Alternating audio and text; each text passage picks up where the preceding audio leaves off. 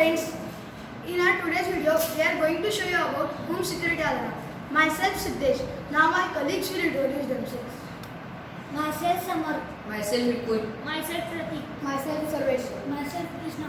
And we all are the students of New Horizons CBSE School, GADHINGLAJ. Now my friend Pratik will tell the components needed for this project.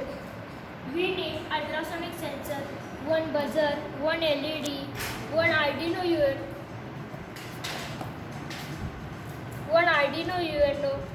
a breadboard and few jumper wires.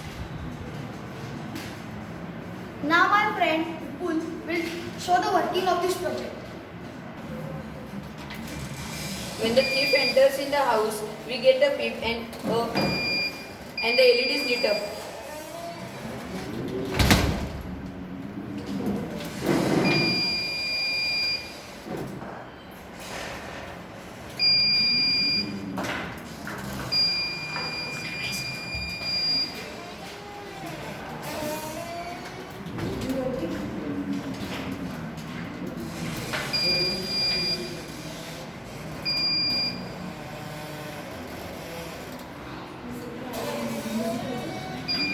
Thank you for watching our video.